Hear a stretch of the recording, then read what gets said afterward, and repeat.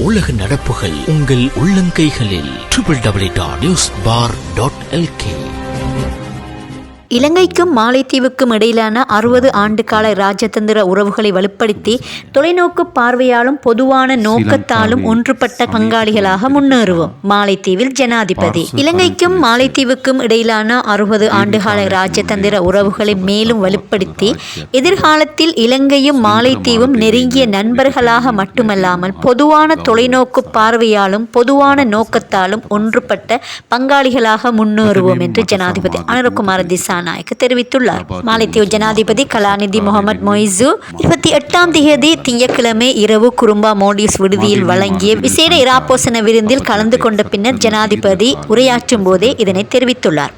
அவர் தொடர்ந்து அங்கு உரையாற்றுகையில், இலங்கையின் நெருங்கிய நண்பராகவும் பிராந்திய பங்காளியாகவும் நீண்ட கால உறவுகளை கொண்ட அழகிய மாலைத்தீவுக்கு வருகை தர முடிந்தமையேற்று மகிழ்ச்சி தெரிவித்த ஜனாதிபதி இரு நாடுகளுக்கும் இடையிலான நெருங்கிய நட்புறவு மற்றும் வரலாற்று தொடர்களை நினைவு கூர்ந்தார். அவர் அங்கு மேலும் உரையாற்றுகையில், இலங்கையின் நெருங்கிய நண்பராகவும் பிராந்திய பங்காளியாகவும் நீண்ட கால உறவுகளை கொண்ட அழகிய மாலைத்தீவுக்கு வருகை தர முடிந்தமையை கௌரவமாக கருதுகிறேன். முதலில் எனக்கும் எனது குழுவினருக்கும் வழங்கப்பட்ட விருந்தோம்பலுக்காக மாலைத்தீவு ஜனாதிபதிக்கும் அரசாங்கத்திற்கும் எனது நன்றியை தெரிவித்துக் கொள்கின்றேன். மாலைத்தீவுக்கான எனது விஜயம் நமது இரு நாடுகளையும் ஒன்றிணைக்கும் நீண்ட கால நட்புறவையும் நாம் ஒருவருக்கொருவர் பகிர்ந்து கொள்ளும் மரியாதையையும் நமது பொதுவான விருப்பங்களையும் மீண்டும் உறுதிப்படுத்துகிறது. இந்த சமுத்திரத்தில் அண்டை நாடுகளாக நமது இரு நாடுகளின் எதிர்கால பாதைகளும் பின்னிப்பிணைந்துள்ளன. காலப்போக்கில் நம் மக்களிடையே உருவாகியுள்ள பரஸ்பர நல்லெண்ணம், புரிதல் மற்றும் உறவு ஆகியவை ஒரு தனித்துவமான பிணைப்பை உருவாக்கியுள்ளன.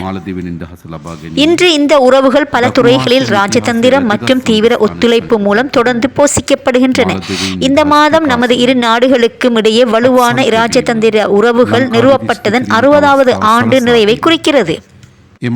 இது எனது வருகையை குறிப்பிடத்தக்க பெருமதியை சேர்ப்பதுடன் இந்த தனித்துவமான நிகழ்வை நிகழ்வு கூற மாலைத்தீவிற்கு வருகை தர கிடைத்தமையை ஒரு உண்மையான பாக்கியமாக நான் கருதுகிறேன். 1965ஆம் ஆண்டு மாலைத்தீவுகள் சுதந்திரம் பெற்றது தெற்காசிய வரலாற்றில் ஒரு முக்கியமான திருப்புமுனையை குறித்தது. இலங்கையில் மாலைத்தீவு சுதந்திர பிரகடனத்தில் கையெழுத்திடுவதற்கு வசதி செய்ததன் மூலம் அந்த வரலாற்று சிறப்புமிக்க செயல்பாட்டில் முக்கிய பங்கு வகித்ததில் இலங்கை பெருமை கொள்கிறது. சுதந்திர மாலைத்தீவின் தேசிய கீதத்திற்காக புகழ்பெற்ற இலங்கை இசையமைப்பாளரான மறைந்த பண்டித் WD அமரதேவ இசையமைத்தார் என்பது எங்களுக்கு பெருமைக்குரிய விடயமாகும். மேதகு ஜனாதிபதி அவர்களே, எங்கள் கூட்டுச் செயற்பாட்டு பிராந்திய அண்டை நாடுகளுக்கு இடையிலான ஒத்துழைப்பின் பிரதிபலிப்பாகும் என்று நான் உறுதியாக நம்புகிறேன்.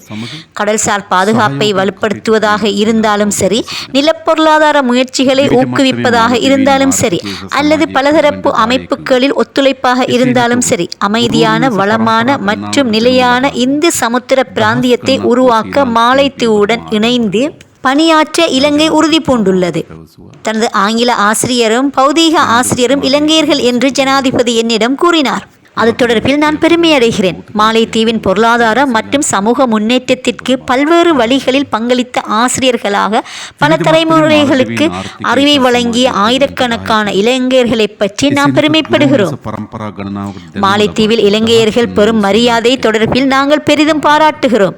இலங்கையை தங்கள் இரண்டாவது வீடாக கருதி எங்கள் பாடசாலைகள் மற்றும் பல்கலைக்கழகங்களில் கற்பது, மருத்துவ சிகிச்சை பெறுவது அல்லது எங்கள் நாட்டில் சுற்றுலா மற்றும் விருந்தோம்பலை அனுபவிப்பது போன்ற மாலைத்தீவு நாட்டினரையும் நாங்கள் பாராட்டுகிறோம்.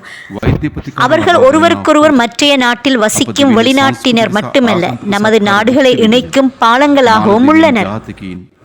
சுற்றுலா என்பது நமது இரு நாடுகளின் பொருளாதாரங்களின் முக்கிய பகுதியாகும். இலங்கை சுற்றுலா தலமாக தேர்ந்தெடுத்த முதல் 10 நாடுகளில் மாலைத்தீவும் ஒன்றாகும். கடந்த ஆண்டுகளில் மாலைத்தீவு சுற்றுலா பயணிகளின் வருகையின் வளர்ச்சியைக் கண்டு நாங்கள் மகிழ்ச்சியடைகின்றோம். இரண்டாவது வீட்டில் அனுபவத்தை பெற இலங்கைக்கு வருகை தருமாறு மாலைத்தீவு சுற்றுலா பயணிகளை நாங்கள் அழைக்கிறோம். மேதகு ஜனாதிபதி அவர்களே, எதிர்காலத்தை நோக்கி நாம் பார்க்கும்போது நமது இரு நாடுகளும் நண்பர்களாக மட்டுமல்லாமல் ஒரு பொதுவான பார்வை மற்றும் ஒரு பொதுவான நோக்கத்தால் ஒன்றுபட்ட பங்காளர்களாகவும் முன்னோக்கி பயணிப்போம் என்று நான் நம்புகிறேன். இந்த வருகை நமது இரு நாடுகளுக்கும் இடையே ஆழமான ஒத்துழைப்பு, பரந்த புரிதல் மற்றும் சிறந்த நட்புக்கு வழிவகுக்கும் என்று நான் நம்புகிறேன். உங்களின் ஆரோக்கியமான வாழ்விற்கு பிரார்த்திக்கும் அதேவேளை மாலைதீவு மிகவும் வளமான தேசமாக மாறுவதற்கு உங்களின் மன உறுதிக்காகவும் பிரார்த்திக்கின்றேன். ඔබතුමාට නිරෝගී සම්පන්න ජීවිතයක් ඒ වගේම මාලදිවයින වඩා සමෘද්ධිමත් රාජ්‍ය බවට පරිවර්තනය කිරීම සඳහා ඔබතුමාට ධෛර්යය ප්‍රාර්ථනා කරනවා. බොහොම ස්තුතියි.